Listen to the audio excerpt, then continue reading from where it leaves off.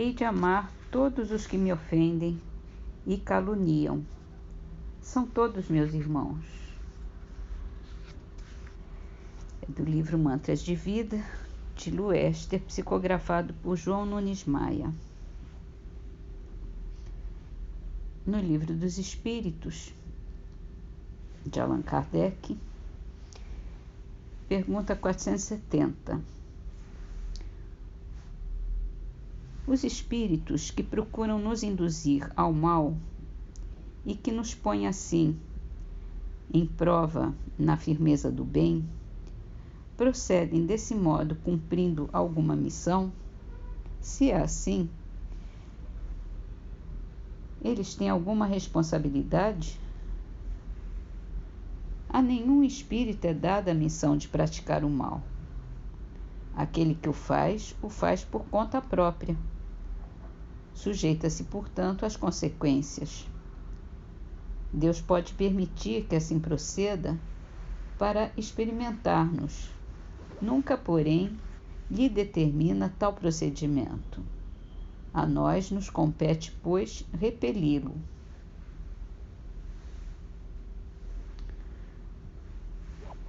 Em Obras Póstumas, continuando o capítulo de Fotografia e Telegrafia do Pensamento. Quando um acontecimento está subordinado ao livre-arbítrio de um homem, eles apenas podem pressentir-lhe a probabilidade, de acordo com o pensamento que veem, mas não podem afirmar que se dará de tal forma ou em tal momento. A maior ou menor exatidão nas previsões depende, além disso, da extensão e da clareza da vista psíquica. Em alguns indivíduos, desencarnados ou encarnados, limita-se a um ponto ou é difusa, ao passo que noutros é nítida e abrange todo o conjunto dos pensamentos e das vontades que hajam de concorrer para a realização de um fato. Mas, acima de tudo, há sempre a vontade superior, que pode, em sua sabedoria, permitir uma revelação ou impedi-la.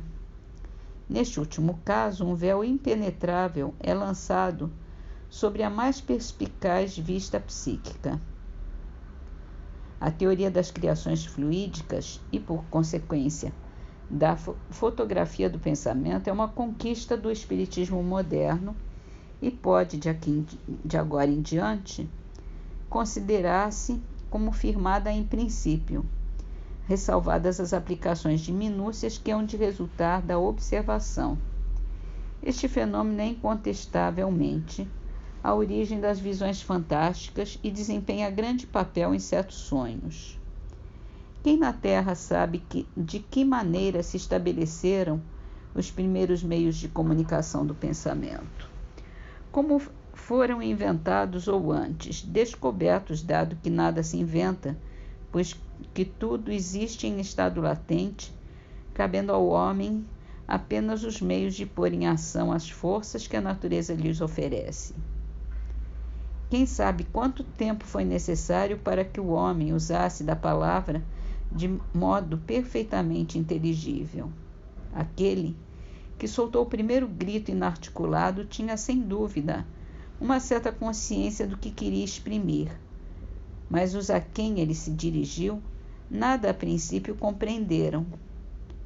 Só ao cabo de longo lapso de tempo se verificou a existência de palavras convencionadas, depois de frases abreviadas e, por fim, de discursos inteiros. Quantos milhares de anos não foram necessários para que a humanidade chegasse ao ponto em que hoje se encontra? Cada progresso nos modos de comunicação, nas relações entre os homens, foi sempre assinalado por uma melhora no estado social dos seres. À medida que as relações de indivíduo a indivíduo se tornam mais estreitas, mais regulares, a necessidade se faz sentir de uma nova e mais rápida forma de linguagem, mais apropriada a pôr os homens em comunicação instantânea e universalmente uns com os outros. Porque não teria cabimento no mundo moral de encarnado a encarnado, por meio da telegrafia humana, o que ocorre no mundo físico, por meio da telegrafia elétrica? Porque as relações ocultas que ligam de maneira mais ou menos consciente os pensamentos dos homens e dos espíritos por meio da telegrafia espiritual não se generalizariam entre os homens de modo consciente. A telegrafia humana. Aí está uma coisa de molde certamente a provocar o riso dos que se negam a admitir o que não caia sob os sentidos materiais. Mas que importam as zombarias dos presunçosos? As suas negações, por mais que eles as multipliquem, não obstarão a que as leis naturais sigam seu curso, nem a que se encontrem novas aplicações dessas leis, à medida que a inteligência humana se ache em estado de lhes experimentar os efeitos. Então a gente continua na próxima. Em Parnaso de Além-Túmulo, a poesia é de Casimiro Cunha. Aos companheiros da doutrina. Examinada de perto à luz da nossa doutrina, é sempre a lição que ensina a paz do caminho certo. Necessário é discernir a mistura, a ganga, o véu. Muita vez a água do céu torna-se em lama ao cair.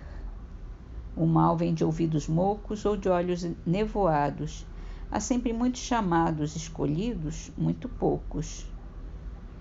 Verdade é que o coração que abraça a nossa doutrina penetra numa oficina de esforço, luta e ação.